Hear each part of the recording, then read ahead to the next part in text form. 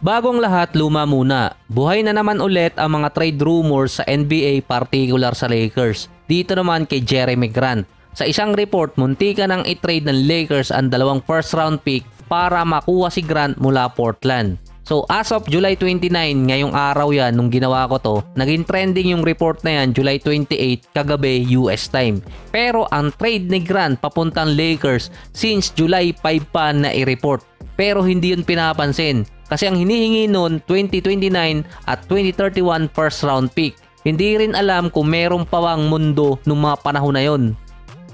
Sa report ni Danny Marang ng Portland, nag-agree si Rob Pelinka sa 2 first round pick para makuha si Grant sa Portland. Dahil under din naman si Grant ng Clutch Sports at dikit din naman si Rob Pelinka sa may-ari ng agency. Walang problema sa player. Hindi lang nila magets kung bakit biglang nag-backout si Rob Pelinka nung last minute bago mag-okay yung trade.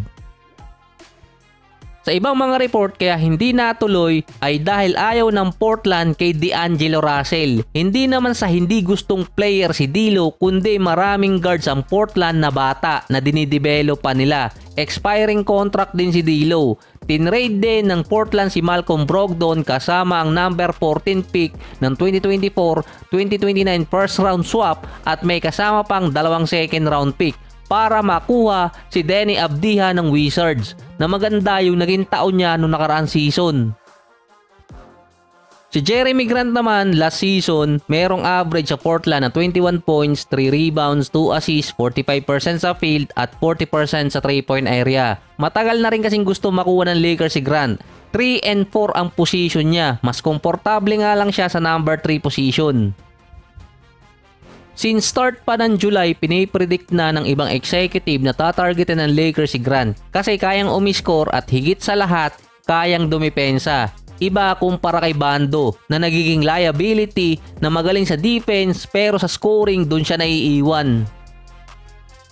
Ang 2 first round pick, ito talaga yung hinihingi ng Portland sa mga teams kapalit ni Grant. Sa technicality, pasok pa doon si Dalton Knecht ng Lakers dahil kakapili pa lang niya sa nakaraan draft. Number 2 at number 3 ang position niya. Meron pa mga future pick ang Lakers. Yun ang isa pa sa tinuturong dahilan kung bakit biglang nag-backout si Rob Pelinka dahil posibleng hinihingi nun si Dalton Knecht ay tumaas ang value niya dahil sa Summer League. Ang problema pa, kailangan pantapatan ng Lakers ang $29 to $36 million na kontrata ni Grant kada taon. Kailangan nila ng isang team doon na sasali para mas madali sa kanila. Kung ayaw kasi ng Portland kay D'Lo, ang obvious na maisasama doon si Rui Hachimura dahil siya ang ika-4 na may mataas na kontrata sa Lakers at nasa position din ni Grant. Ang pwedeng isama kay Hachimura base sa kontrata ay si Vanderbilt or kaya si Gabe Vincent, cap room purposes. Sa option naman na magsasama ng isang team para si D'Lo ay mailagay din sa package at mapupunta siya sa third team, magiging pillar ang datingan. Pero sinong team ang willing kumuha ng kontrata ni D'Angelo?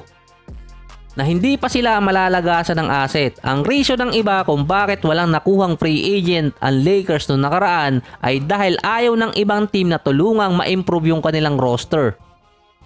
Sa mga report pa, bago mag-off-season, makukuha ng Lakers si Grant mula Portland. Pero may isang team pa kasing gustong kumuha kay Grant since Detroit days niya. Sinusubukan siyang kunin ng Miami Heat. Pero ngayon, mas mahirap makuha ng Miami dahil na din sa kontrata ng kanilang mga players. Meron pa kasing ibang mga players ang naging available sa trade market tulad ni Isaac Okoro at Dorian Finney-Smith. Yung kay Jeremy Grant, based dun sa report, iintayin pang bumaba ulit ang value bago sumubok ang Lakers dahil sila pa lang ang nag-engage sa trade. Yung Miami hindi pa alam kung susubok din na makuha si Grant mula sa Portland.